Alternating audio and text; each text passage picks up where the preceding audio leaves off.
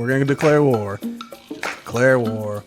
and go in like we're there to kill people and break stuff. Because that's war. You kill people and you break stuff until you break the will of the other person, and then you go, I don't want to go to war anymore. And we shouldn't go to war just willy-nilly. Definitely not to expand democracy. Definitely not, border disputes that aren't our borders. Just gonna do it. I wish we could just do. It just feels more honest, You're like, stop being weird about it, guys. That's it. Stop being weird about it. God, war's so weird. It's just so weird. If that would have happened, instead of spending decades and decades of all sides building proxies and, not poking each other and all this stuff, I feel like maybe we wouldn't have been on the brink of World War III.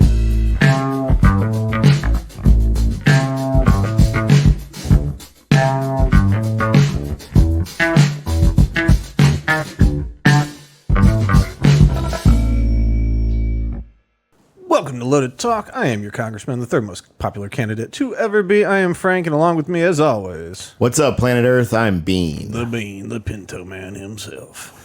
We've got a fun week, as always, because this world just keeps doing what it does. We're fresh out of a tropical storm / hurricane. Little Debbie swept through. We had some flooding, but it's Florida. That's what we do. Y'all did good, right? Yeah, we just had the typical lake view appear in the back again. It was I think St. Pete got something like 9.5 inches of rain over the course of a couple of days. It was a lot. So, hopefully everything else in the path does fine. My kid flies back tomorrow from Tennessee by way of Atlanta. So, I'm just hoping that thing keeps getting weaker and western. Or, no, eastern. All right. So, beyond that, the world's been calm. It was when was this? It was either when we were recording last time. What's today's date? 5th. The 5th? Okay. So, it wasn't when we were recording last time, but a little bit after that. Israel took out a Hamas chief while he was in Iran. Yeah, whatever. We'll just go ahead and read it. Let me get it all down. All right, go ahead. So I guess this is July 31st, reporting out of Cairo / Dubai. The Hamas leader Ismail Haniyeh was assassinated in the Iranian capital of Tehran early on Wednesday morning, an attack that drew threats of revenge on Israel and fueled further concern that the conflict in Gaza was turning into a wider Middle East war. The Palestinian Islamist militant group and Iran's Revolutionary Guard confirmed Haniyeh's death. The guard said it took place hours after he attended a swearing-in ceremony for Iran's new president, which someone from Russia is there meeting with Iran's new president right now. Great. Yeah, it's just new guy, new part of BRICS. Gotta shake some hands. Don't worry about it. All right, let's see. Although the strike's assumed to be carried out by Israel, Prime Minister Netanyahu has made no claim of responsibility. Of course, it's Israel, or it's us for Israel.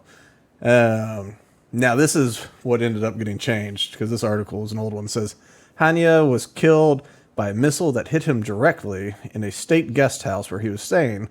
Senior Hamas official Khalil al-Hayya told a news conference in Tehran, quoting witnesses who were with him.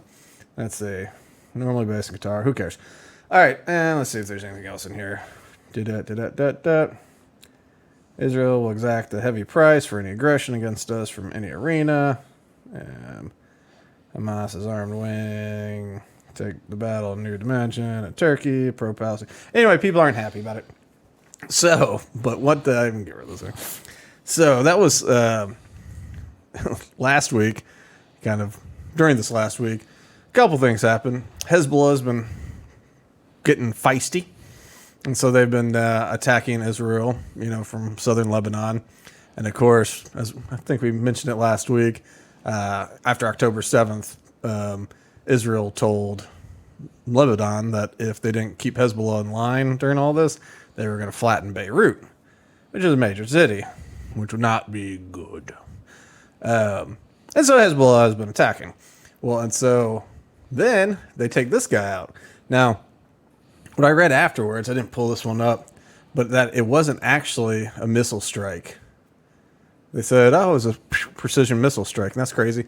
I saw a report where it was actually like 2 months ago, a bomb was planted in the guest house, and they just waited until this guy got there, and then, which, if that's true, like, one, that's patience, two, that's horrible bomb scanning by Iran.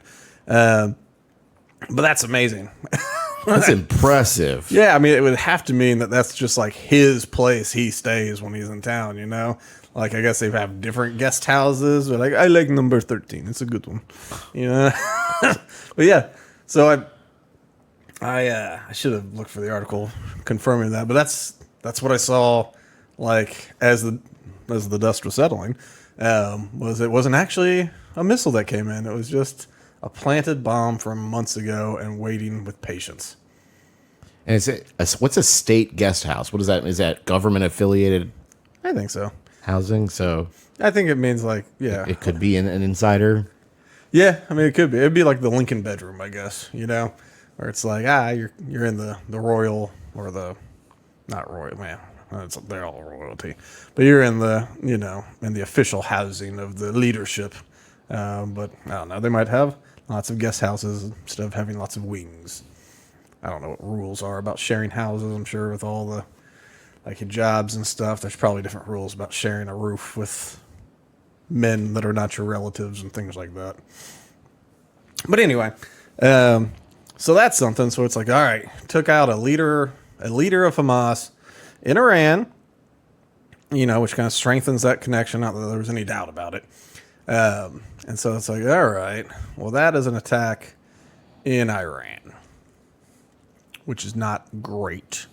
Didn't Israel hit Iran like a month ago or something like that? And that one was a missile where it just took someone out.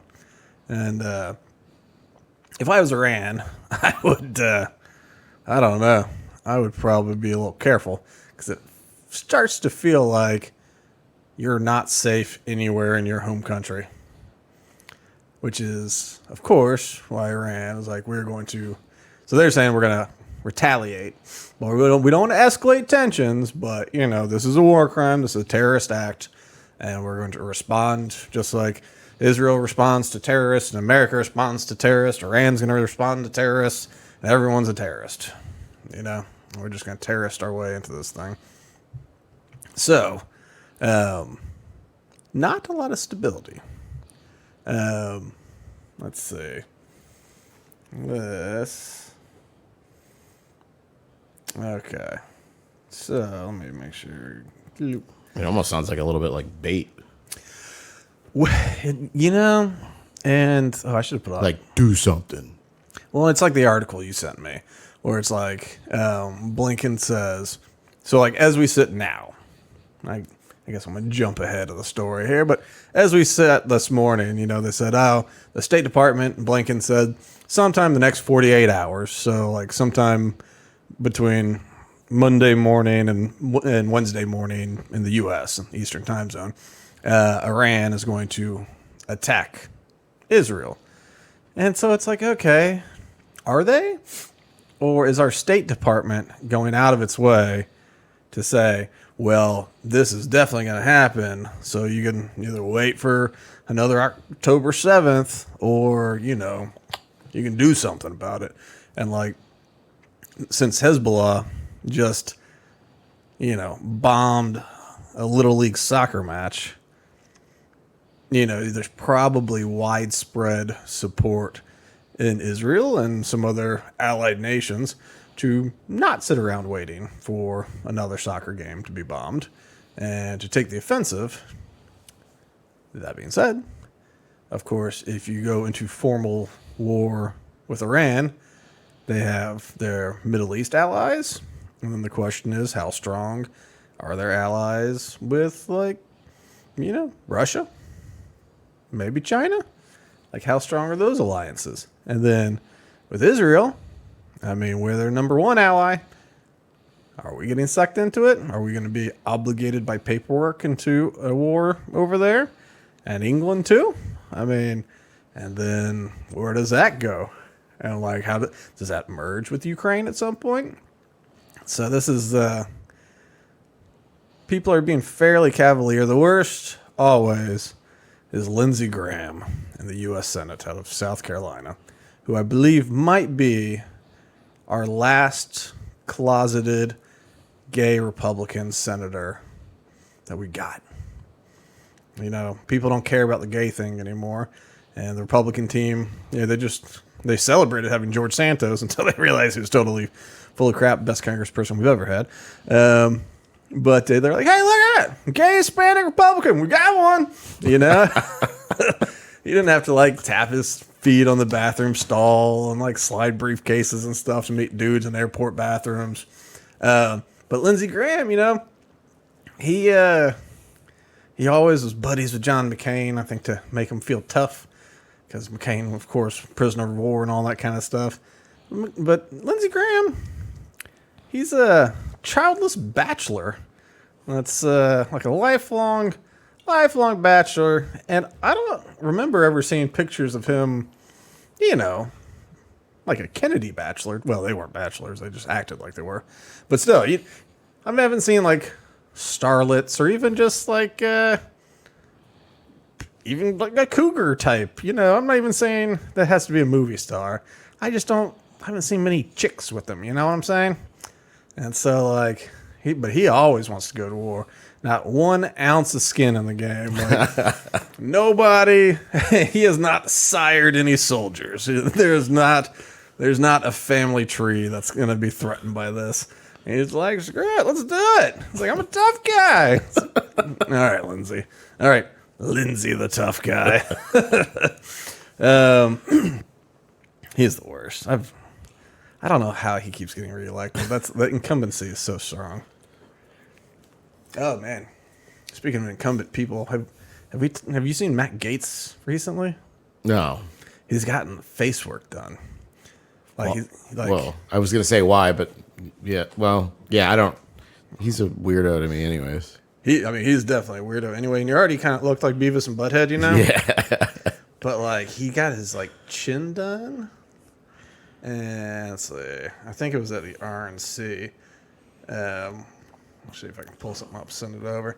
It's noticeable. Oh God. Oh no. Yeah, like I have problems looking at people's faces when they have too much face work. Oh, this is good. Because you start to get curious. It's like mesmerized. Like, why is that not moving? There is that. But what's it called? Like when the robots, robot face looks almost real, but it doesn't, and like it makes it hard for your brain to. It's like uncanny valley or something. Oh yeah.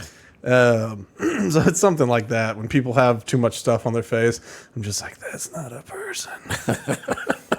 Let's see if I can make this thing big real quick. Get out of here. Get out of here. I don't even know where we're going out of our way for this, other than it makes me laugh. Open image, a new tab, because we don't need all this other crap. All right. Switch her over. Oh, look at this full screen. Gotta really just.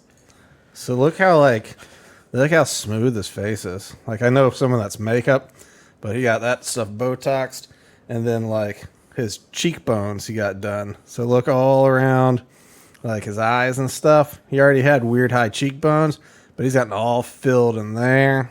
His eyebrows are pulled up a little bit more too. Yeah, his eyebrows keep getting higher. That's something that I guess he's just going for at this point.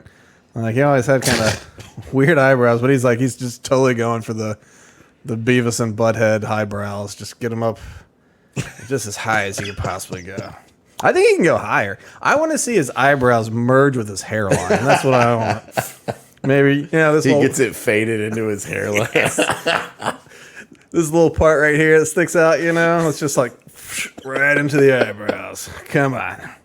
And anyway, there's another angle you can see here. He also looks very stoned in the right picture.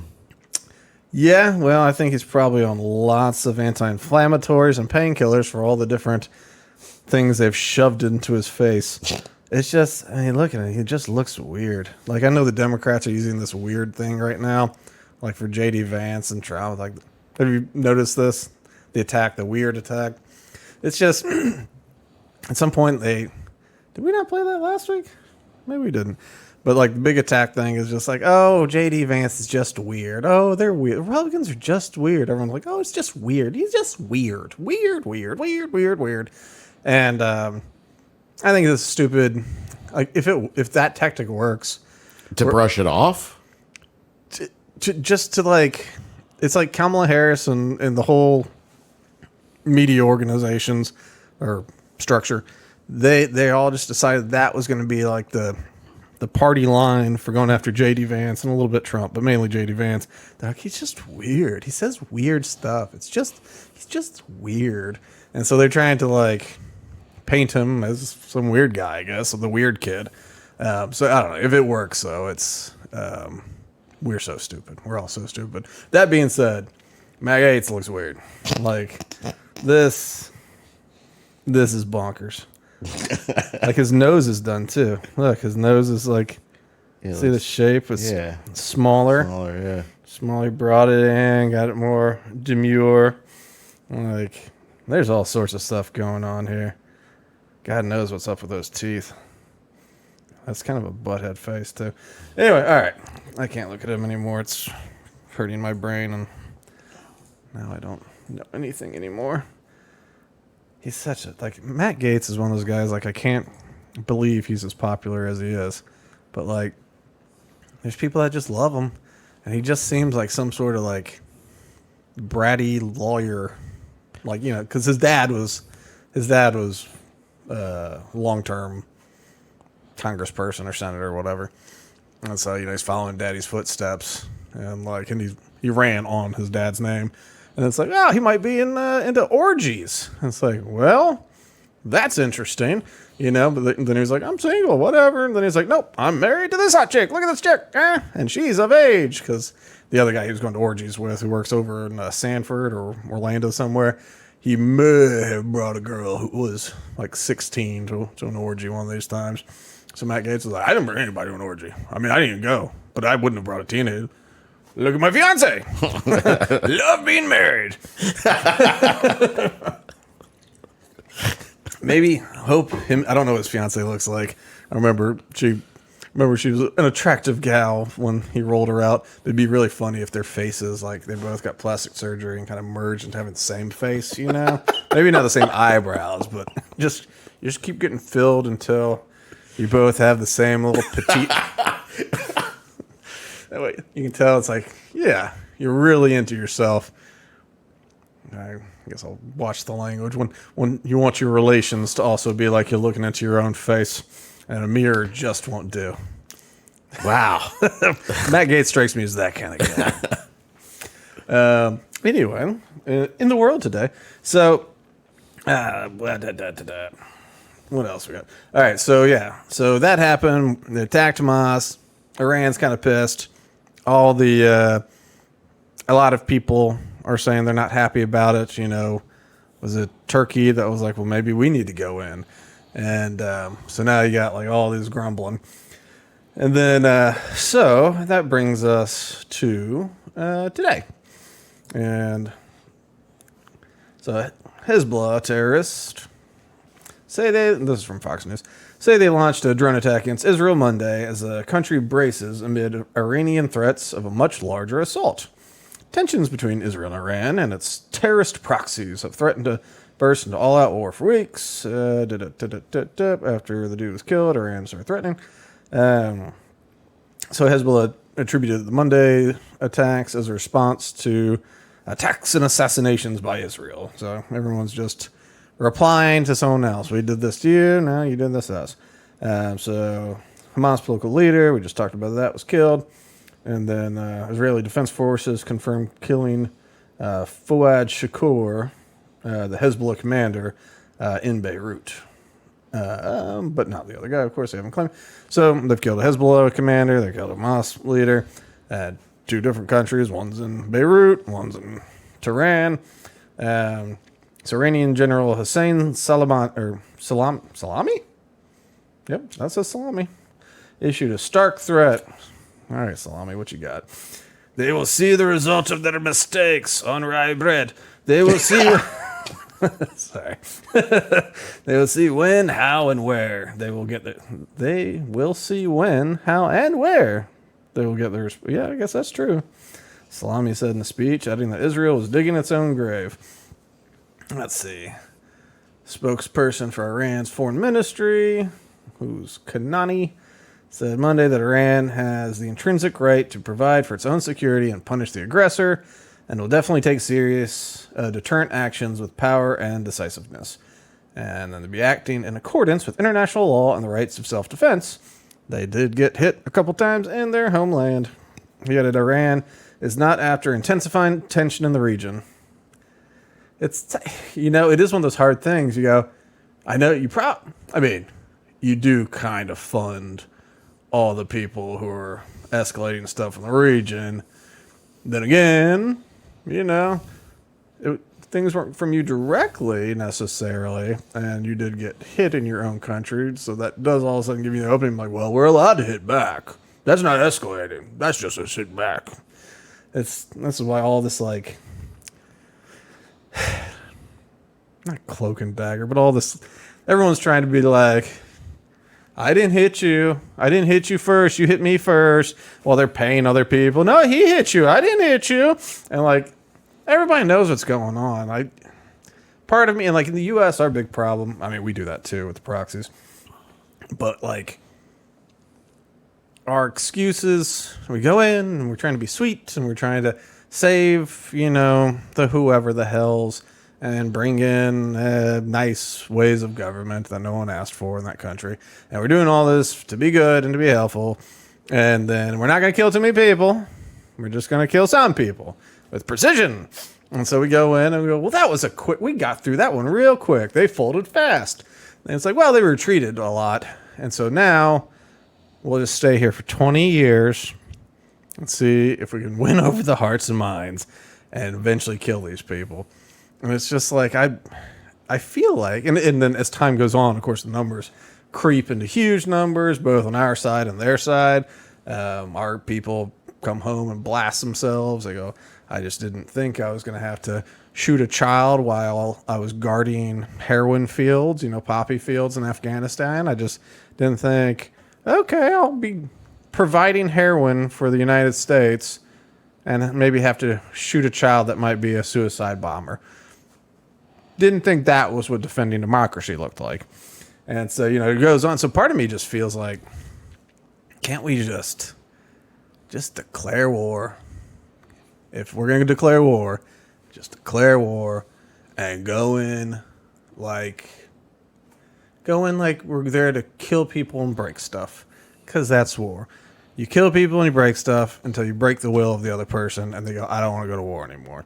And we shouldn't go to war just willy-nilly. Definitely not to expand democracy. Definitely not, border disputes that aren't our borders. If we're going to do it, I wish we could just do... It just feels more honest. You're like, stop being weird about it, guys. That's it. Stop being weird about it. God, war's so weird. It's just so weird. But it does just feel more... I don't want World War III, obviously.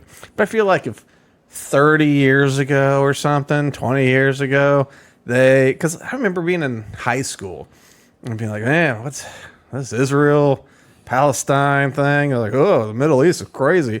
I was like, I don't know, maybe you just put a big glass dome over the whole region, just see who survives, And teacher just did not like that. But if back then... If one side, I don't care which one of the sides, I guess Israel has gone to a few wars and they've won those. But, it's like a real, just, we're going for it. Iran versus Israel and with Hamas and Hezbollah. That, decades and decades ago, if that would have happened, instead of spending decades and decades of all sides building proxies and, not poking each other and all this stuff, I feel like maybe it wouldn't have been on the brink of World War III, if they just would have had one honest skirmish. All right, there's something else in here. Well, I guess this is a different article. Iran's also accused Israel of targeting nuclear scientists in a bid to hamper what Tehran calls a peaceful nuclear research program. Right. Here's a good quote from Salami. Israel is the cradle of terrorism and has been created out of killing and murder. They think they can kill the nuclear scientists of another country and impede that country's path towards peaceful nuclear technology. They think that by killing the leader of a resistance group in another country will give them more time to live. Israel says it's prepared to respond to any act of aggression from Iran and its terrorist proxies. So that's interesting. There are... Let me check. There might be something I wanted to get on. Don't hop over yet. I just wanted to make sure. Oh, no, that's something else altogether. Okay, great. So one thing that Iran was saying is when they attack, they're going to attack in they've got a new thing. They go, oh, we're going to attack in a new way, new technology. And so, of course, then you start thinking, what does that mean? Because, stop being weird, guys. Stop being weird, Iran. God, so weird about it. But, what's one of Israel's, top defensive assets is the Iron Dome, And so, most of these things that get launched towards Israel just get blown up in the sky. They just pew, pew, pew. It's very impressive how well it works. And so, that presents a problem when you're trying to send in missiles or drones or what have you. I was saying kind of in the wake of October 7th that if you could have, a drone with either a straight EMP thing or even a small nuclear weapon that when exploding would create an EMP, I do wonder if you could sneak in behind missiles and get one of those and just shut down Israel, And I don't know what kind of backup power the Iron Dome's on, but or how shielded it is against EMPs or anything like that. But that would be an interesting way to go. And I know that Iran, back in the Obama years, we had a drone crash in Iran, which is great. That's what you always want to do, is have your military vehicles crash in a place that you're not supposed to be at all. And so, what do? We probably got it back right away. We did not. No, we did not. And now Iran makes really good drones now. Huh. Just, it happens. That's interesting. Yeah, I don't know how. Just, they got a lot of good drone manufacturing. We let them hold. I think we got it back eventually. We may have, it may have been part of the deal when we gave them that airplane full of money. Remember that? The pallet of cash and unmarked bills of different nations. That's normal. So I think maybe we got our drone back during that exchange. They're like, it's both of ours. We'll just keep it at our place. That's right. That's right. And we're like, but we want to play with it too. Just next year. Next year, come by and play with it too. Okay, thanks.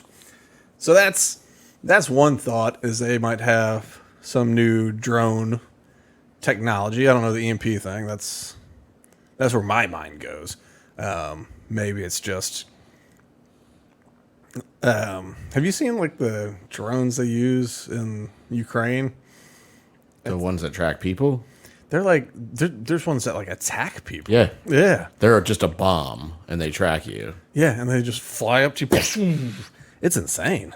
I remember watching, I don't know if it's the same company that developed them, but I remember watching the CEO launching it live, and I was like, this is Black Mirror right here. It's funny how that keeps happening. But yeah, so, they got these crazy drones. So, I don't know, did they have a swarm of these things that are just going to come in and, I don't know, either kill indiscriminately or very targeted?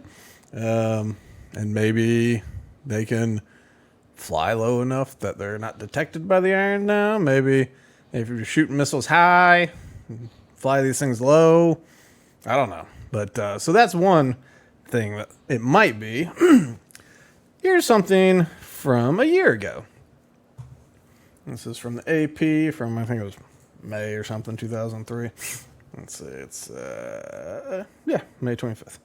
Iran unveils latest version of ballistic missile amid wider tensions over nuclear program. It's like, oh, good. So we got, let's see, called the latest iteration of the liquid-fueled Karamshar. Does that look right? Karamshar? We're going to go with that. Ballistic missile amid wider tension. See, tell me about it. One of the prominent characteristics of this missile is its ability to evade radar detection and penetrate enemy air defense systems, thanks to its low radar signature. The general told journalists, this missile has the capacity to utilize various warheads for different missions. That means you can throw a nuke on that thing. That means you can put all sorts of stuff. I'm assuming it travels super low if it's able to evade. Let's see, 2,000 kilometer range. With whatever, 3,300 pound warhead. Heaviest payload. Okay, so it's got the most boom, and it avoids radar. And it's named after Iranian city. Whatever. Okay, it doesn't really say if it does fly low. Regional tension. So anyway, back a year ago, they created a ballistic missile designed to strike air defense systems while avoiding radar detection. So, that's kind of a new technology. Like, I don't know how literal these cats are being about the newness of the technology. But I guess before this, this morning at I don't know, 10, 11 o'clock, something like that. I guess maybe 11 our time. There was a barrage of missile strikes from Lebanon into Israel again. And so it just kind of ramped up, out of nowhere today. And, they're like, are these intentional? Are these a lead up to a greater strike from Iran specifically? Are they probing to figure something out? Or is it, what are they doing? Are they just blasting? They just started blasting? Or, are they gearing for something, So that's kind of where we stand now, I believe, that's where we stood. It was, what's going on? Are they attacking? I don't know. And so U.S., we support Israel, of course, and we're so far sticking to selling them missiles for their Iron Dome or whatever, we give them cash or whatever it is we do to, not be involved thing. And, of course, old Netanyahu was just in town visiting. As much as Thomas Massey caught grief for missing his big speech, old Kamala Harris, and I think Biden too didn't go to it. And so people are like, oh, is this a shift in policy on the Democrats about supporting Israel? And, with Kamala, I was like, oh, she might be able to gain back some of that far left wing that Joe lost. But Biden did meet with Netanyahu personally, and I think Kamala was there for, a minute, and then, adults had to speak. But I don't know what the hell Joe could possibly say at this point. Though, the new 6'6" Joe does look pretty good. His new earlobes and all that. Okay, so, things are ramping up, and it's like, well, we don't need to, at least we're not involved, right? We're just not involved. So then, this is 3:32 p.m. We got just the news reporting that Iran-backed militants launch a rocket attack against a U.S. base in Iraq. So, 2 explosions reportedly occurred Monday near Iraq's Ain al-Assad air base, which houses U.S. troops. The explosions are reportedly the results of Iran-backed militants having launched a missile attack on base, according to the news outlet Iran International English. That is a horrible name. Well, I guess that's the whole thing. So yeah, we've got, and I think there has been recent times where Iran-backed militants have hit our bases with explosions, and there's been like minimal injury, and so we haven't responded, because I remember I was concerned about one of these things in the past. I'm like, oh God, they've hit us, are we going to respond? And we didn't, which is good. And the kind of logic was like, these are very weak attacks on an area that's, gets attacked sometimes, so it's kind of prepared. So this might seem more terrifying just because of all the things going on right now. Israel hitting people in a bunch of countries, a bunch of those countries hitting back, and more countries thinking maybe we need to get into the mix of this here fight. And so, if we get suckered in, I mean, it's World War III. There's just no way to avoid it. And so that's, do I have something else? Yeah. So that has been the fear even before today really kicked off. The fear has been growing about World War III. The instability in the Middle East has not been good for business. And then, we released our jobs report. And the fun little trick of the government is when they have a good report, they put it out on like a Monday, get it out to the news, rah-rah, siskumba. When they have a report they're not happy with, it normally leaks out on Friday, right before weekends, especially long weekends, and you hope that it just skates by, the news in their constant willingness to cover for certain administrations. They'll say it once on a Friday evening news in a small segment, so they can say they covered it, and then just drop it. So, just news here. U.S. stock market stumbled Monday following a weak July jobs report. The Dow was down over 1,000 points, about 2.3%. When the markets opened, NASDAQ went down 6%, S&P 4.2%.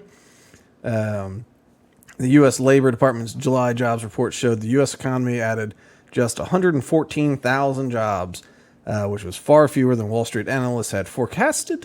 And in addition, the unemployment rate increased 0.2 points to 4.3%.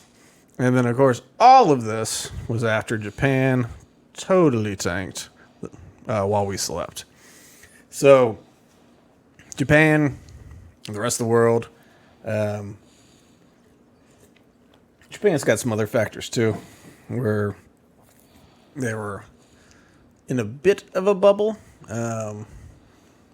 with AI kind of boom on the tech side. The people creating, creating the GPUs and ultra processors AI likes. These companies have been getting heavy investment, and it just may have been ready for a bit of a correction.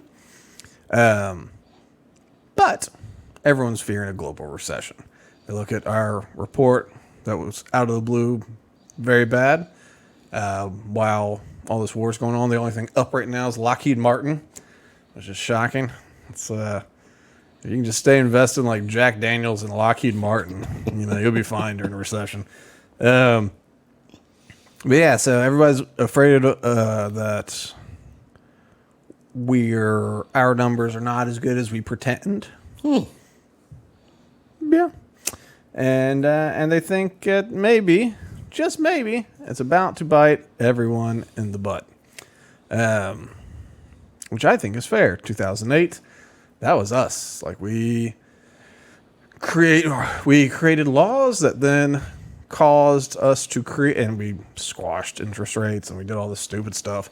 And so then bankers that didn't want to hold the bag for what was bad DC policy created the subprime mortgage-backed securities, and obviously that went up disastrously. And sorry, too many texts. People upset about a storm coming through. I don't know why they want to tell me about it, but they do.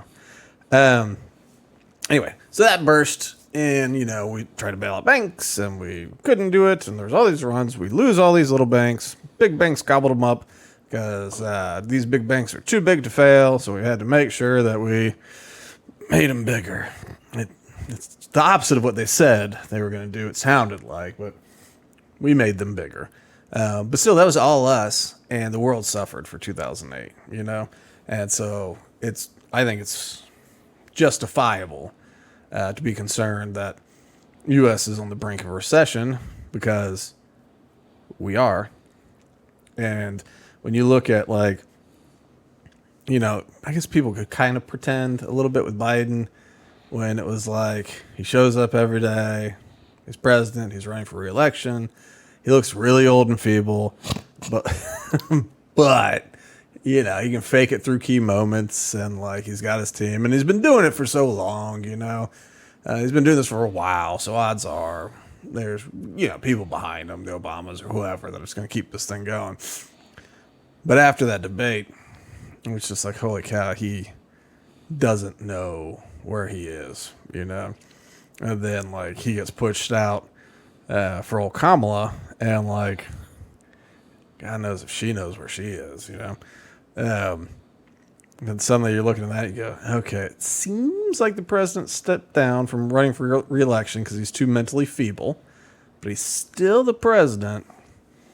And now the person who, has about a 50-50 shot right now to be president is Kamala Harris, who doesn't seem to know anything about anything.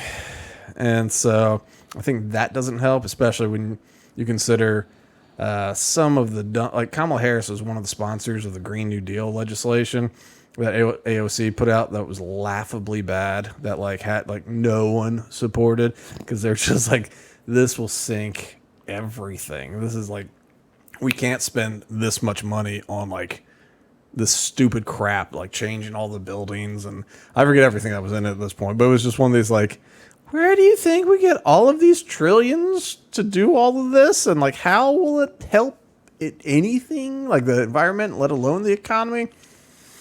Anyway, Kamala Harris supported that. So now you go, all right, so you got an economy that's teetering on the brink. It's probably about to hit some painful times. What if she wins?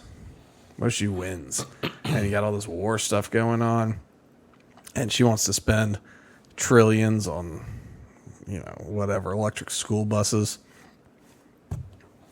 Holy cow, we're going to be in for some hurt.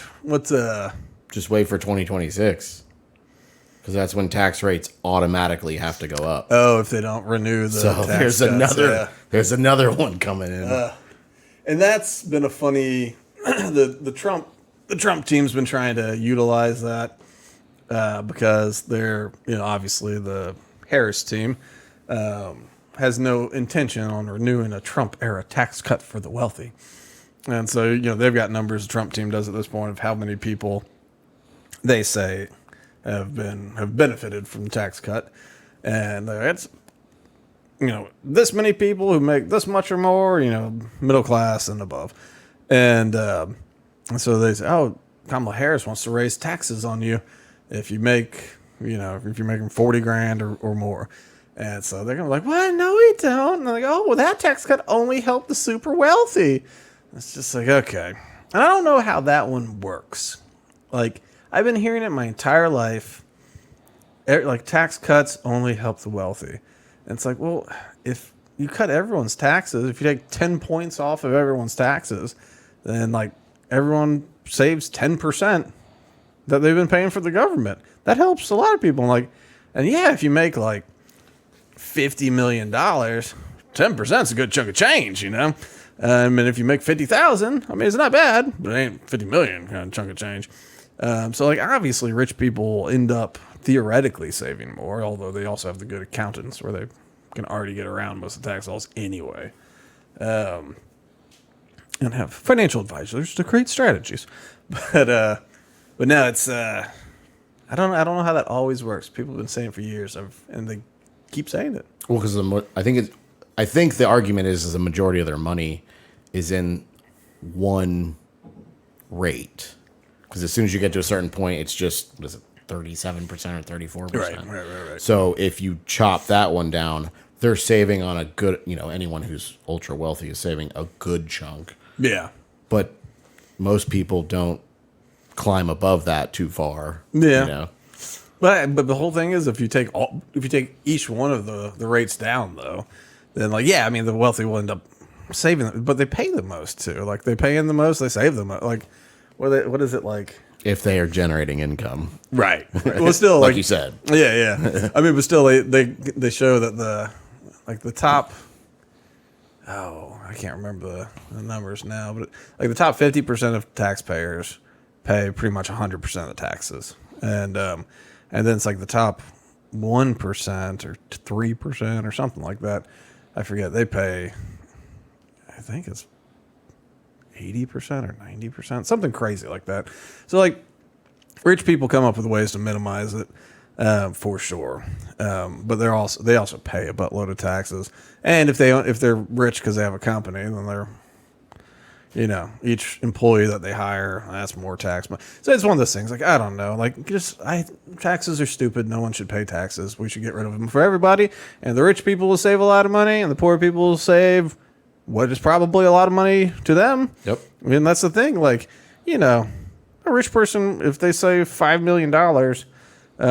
That's cool. And if someone else, if you put $5,000 in my pocket, I'm happy. Like $5,000. That's a good day. That's a good day. I'm happy with $5,000. And like maybe a rich person be like, I don't care about $5,000. I do.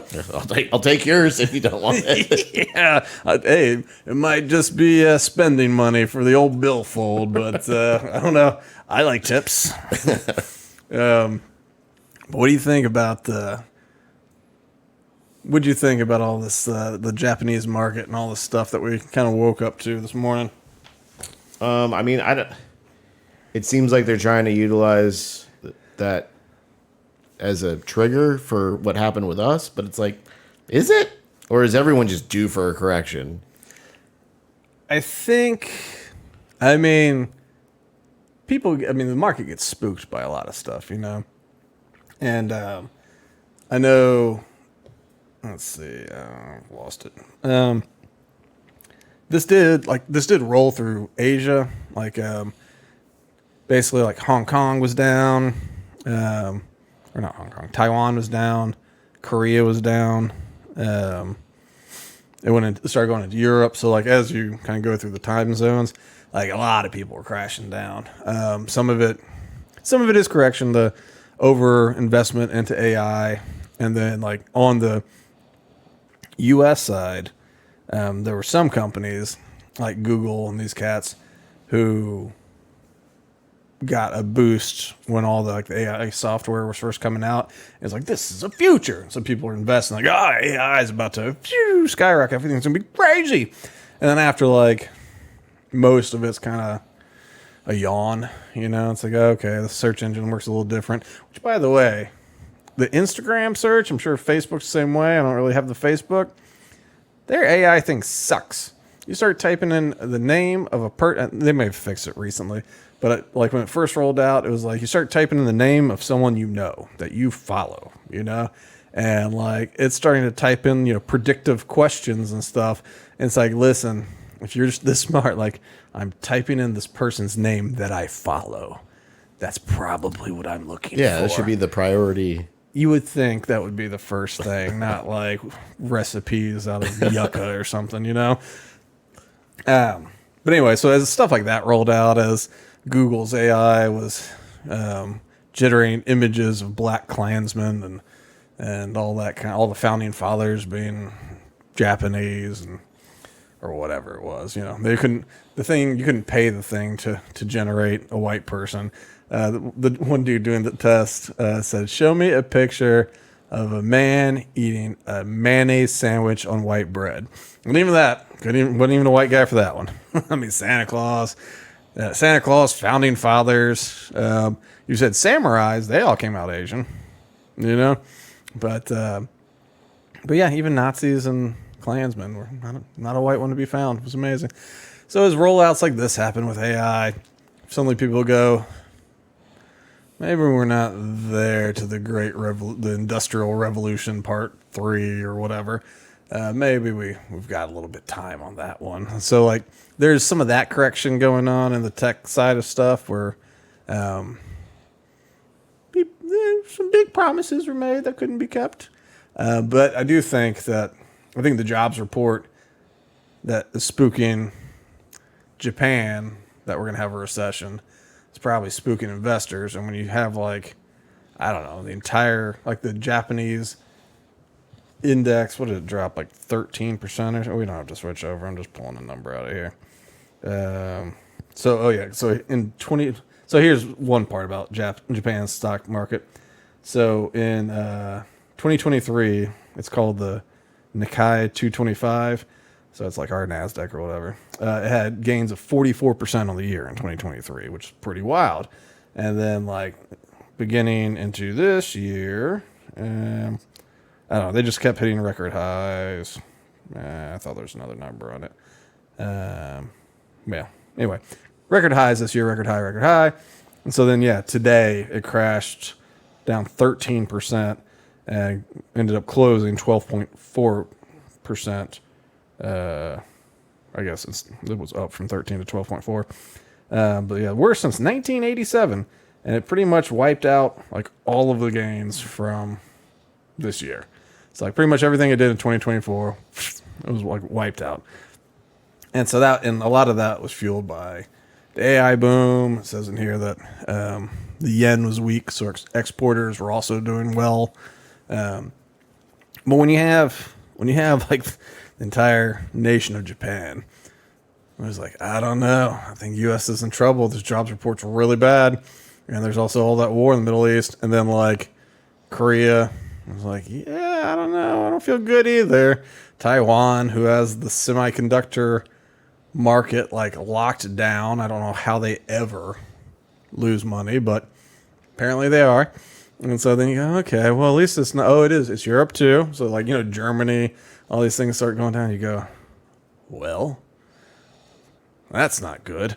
And so if you're an investor, I mean, if you're just sitting there waiting for the markets to open, there's no way you sit there, see the numbers or starting down and go, this is probably as low as it'll go, the opening number. It'll probably, people will buy the dip, it'll go up, probably, right? And, of course, no. A lot of the retail trading apps, Vanguard and Charles Schwab, and there's like at least 6 of them, when trades opened this morning, those apps were all doing maintenance. All of them. Hour and a half. Wow. Into the trading day. Hour and a half in. Still doing maintenance. That's interesting. I mean, like, I don't know if they're trying to protect the ratios against a sales run. Obviously, it's stupid to sell when things go down. Like if you don't have enough time to wait for them to go back up, like you're elderly or you put all of your money into the stock market and can't actually afford rent, then like, yeah, it might be good to take out 700 when you could have taken out 900 by waiting or whatever, like you take a $200 hit, but now you pay your rent or whatever. Like, okay, you can understand that. I saw, and I don't know if this is true, this is some Twitter thing floating around as an image, but I guess Berkshire Hathaway is holding the highest amount of cash it has ever had.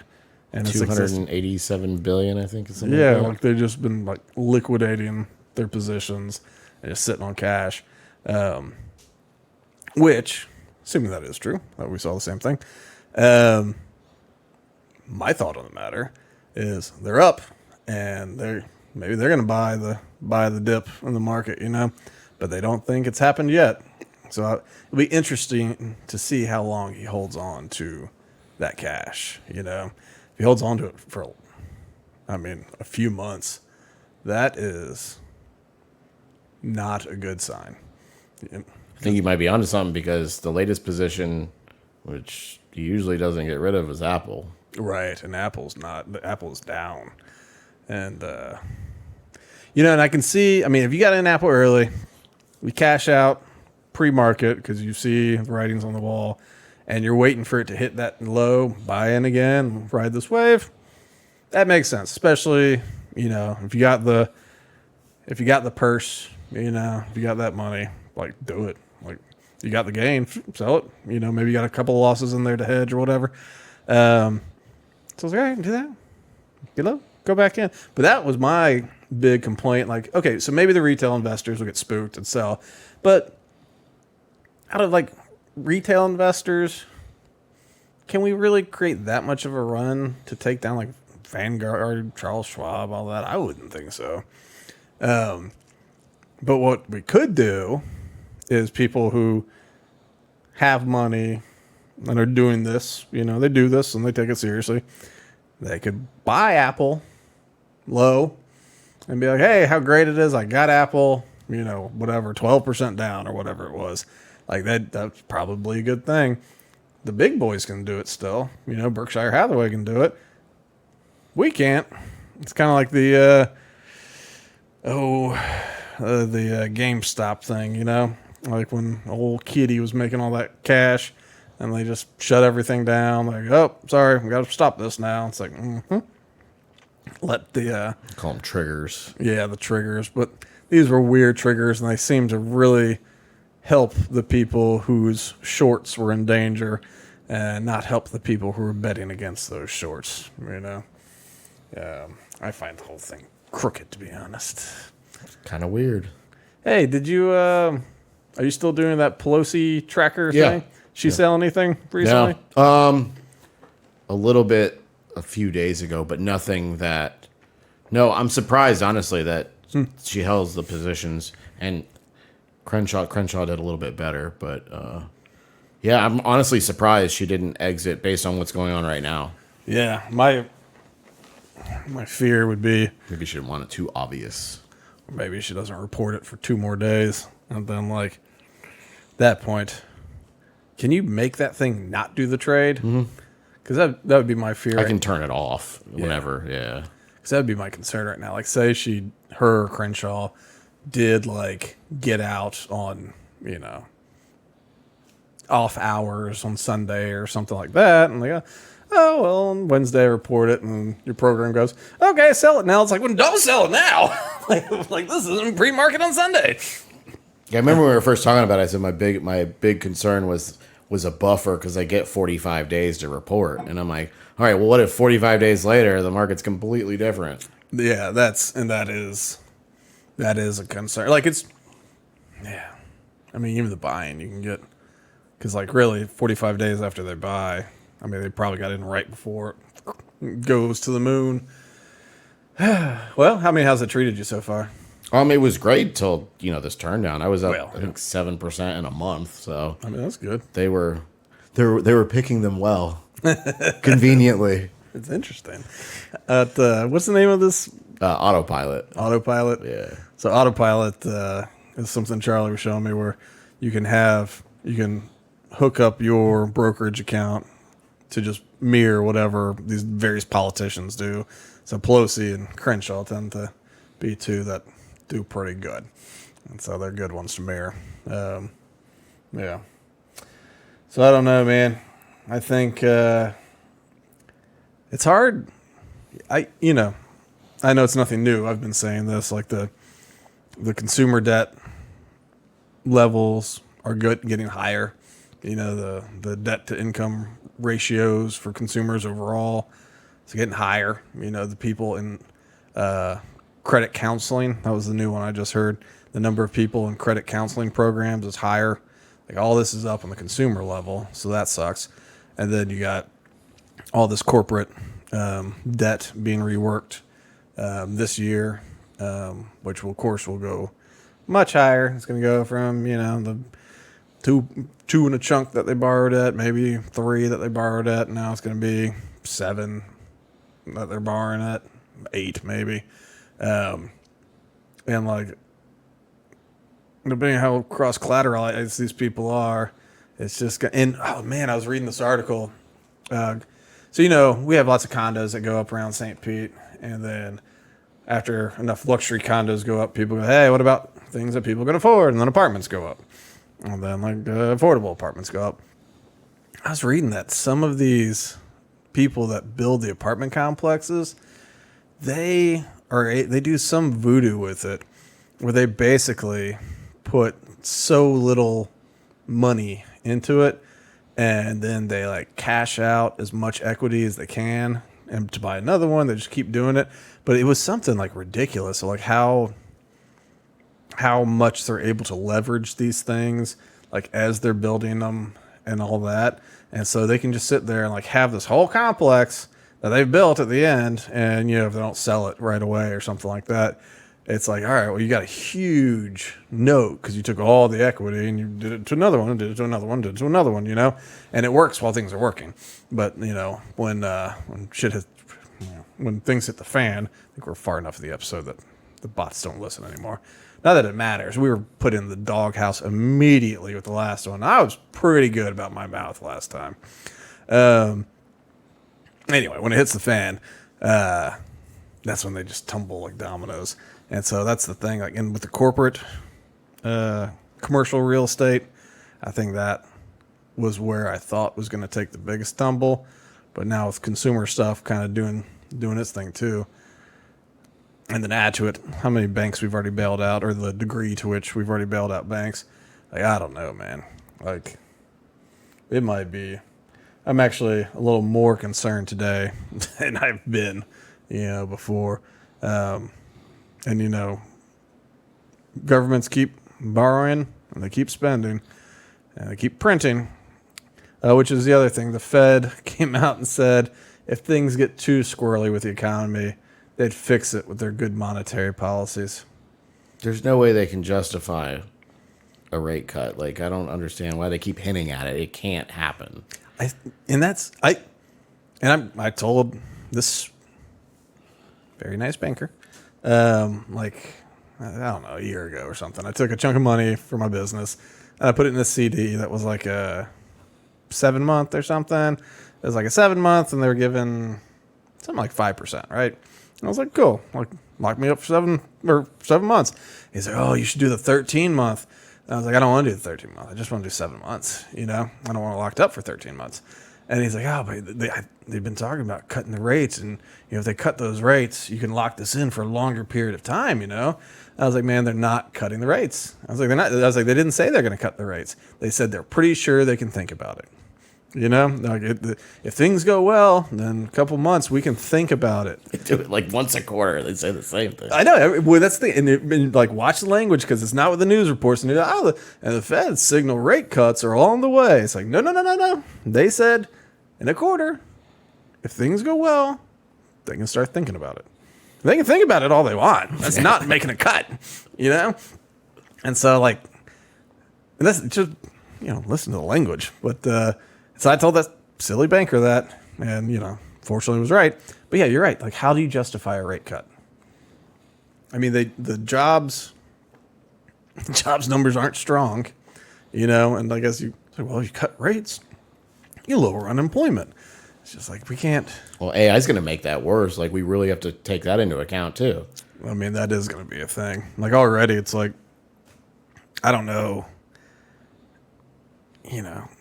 content writers. I was just there's some like Republican or right wing or whatever. They do social media content creation for, I guess, a number of, I don't know who they do, but maybe radio hosts and stuff like that are kind of right wing commentators. So I think they make website articles and maybe probably graphics and video things and all that. So you can hire them to create content for your site, And they are officially out of business. They just had enough people go like, we're just going to use AI, Like, the content's not as good, but it's free or cheap. They're probably paying for some service. Let's say we got this one dude. We got Todd over there. Todd will talk to AI. He'll throw stuff up, and we'll pay Todd. So I'd never heard of this company, but I guess they were doing a good amount of work in like the right wing news web thing server. I don't know, industry, I guess. But they've already, they're gone, and I think that's coming soon. Like if you want good copy, you'll pay someone still. But if you want good enough, why pay anybody? Shopify, they've got AI built into the item description boxes and into the photos, and so you can change the background on your photo to spruce it up a little bit, and then you can choose different voices for the AI description. And so I use it. I just click, write me something. I'm like, nah, and you're but you can pick sarcasm. It would be like, oh, but who wants flowers anyway? Not you. Yeah, it was pretty funny. I would do an entire website of just sarcasm. That'd be great. That would be the most sarcastic flower shop in the world. But the funny thing is sometimes when I was like, no, try again, and I'd type in different keywords or something try again. And every now and then it'd be like, vase not included. It's like, now who said anything about the vase not being? You can't just make decisions, AI. I haven't hired you to manage. I just said write some words, not make sweeping declarations of policy. So anyway, there's some hiccups. But yeah, you're right. As that stuff goes, they've already got it so automated trucks can follow in a hub behind, a man-powered truck, but they won't need that soon. That's going to be, trucking's going to probably go away, and a lot of people are truckers. I don't know. It's hard to come up with different jobs that aren't going to go away. Already fast food workers, you see them getting replaced by the tablets and the little dispensers and stuff. And quite frankly, the fast food workers outside of Chick-fil-A have gotten worse in the last 5 years, I've noticed. Maybe just post-pandemic or something. But people do not care at all. Once again, Chick-fil-A stands pretty strong on it. Well, they're focused on child labor, right? But sorry, not child labor. High school, but kind of child labor. They do hire out of high school, and I don't know, it might be working for them. I've got no problem with child labor. Let them work. It tastes good. Chicken, too tasty. to quote the football player when they are getting in trouble for supporting anti-gay religious places. The guy that came out, he's like, I don't care if they support slavery. Chicken's too tasty. It's like, that's right. That is my position as well. Chicken is just too tasty. All right. But yeah, so that industry is going to go away too. Yeah, so unemployment's going to go. Back to the commercial crashing possibility or inevitability, I guess you could say, is these BlackRock and Vanguard own all these residential real estate for Airbnb. So if they unload all that and flood the market, does that make housing more affordable? It would if they dumped it. If people still have jobs, though. Yeah, what I think in general, if the crash hits in a legitimate way, which I think it will, housing will be more affordable. Like in 2008, the value of our homes will probably drop to 50% or something. It'll be one of those big hits where you go, so people that just bought a house, they're going to be underwater and they'll be not feeling good. But if they have a fixed rate mortgage, which hopefully they do, hopefully they learned.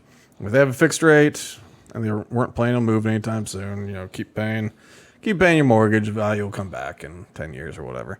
But a lot of people are going to get foreclosed upon. I think it's going to be BlackRock and Vanguard. Anything they bought, they probably bought it to hold for quite a while. I doubt they'll dump. I think they'll be fine. They're very, very rich. But the smaller people who might even seem like big players right now because, cash they've been going through a boom cycle of just cash in, cash in, cash in, hand over fist. So things have probably been feeling pretty good.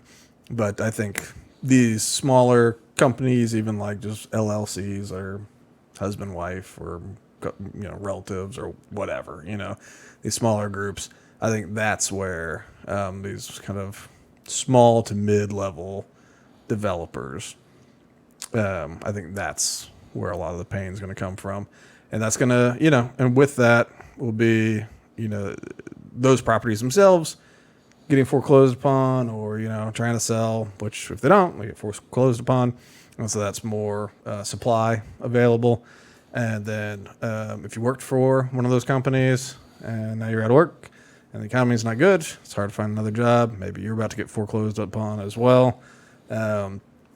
So, and these, the corporations with that are refinancing loans for other things, if that, after that increase in expenses, maybe there's layoffs or shutdowns there too.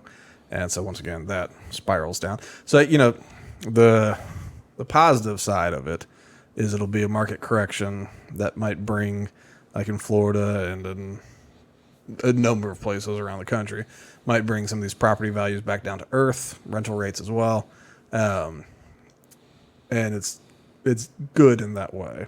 It'll suck. A lot of people go through hard times. But houses will be affordable again. And so it'll be kind of a reset, and hopefully they don't make money too cheap again by just squashing inflation rates artificially. Just people can get a house, and maybe instead of that house costing, $500,000 and hoping to get a, 3% or a variable rate that you're going to refinance before the balloon, maybe it's like a $250,000 house. And the 7% interest rate is not great, but could be a lot worse. I think my first house, I think I had something like a 7% interest rate. And it, I refinanced when rates went down. It was nice, but like the savings there. But yeah, I don't know. You can do it. Like my house didn't cost, $500,000. My first house, it was, half that or something. Yeah, maybe less than that. All right. Well, you got anything else for this week? All right. Well, like and subscribe, share us on all the socials. We do seem to be in a bit of a YouTube channel, but we're going to figure this out. I really don't want to recreate the channel, but we might. All right. Anyway, until next week, I don't know, stay classy, San Diego.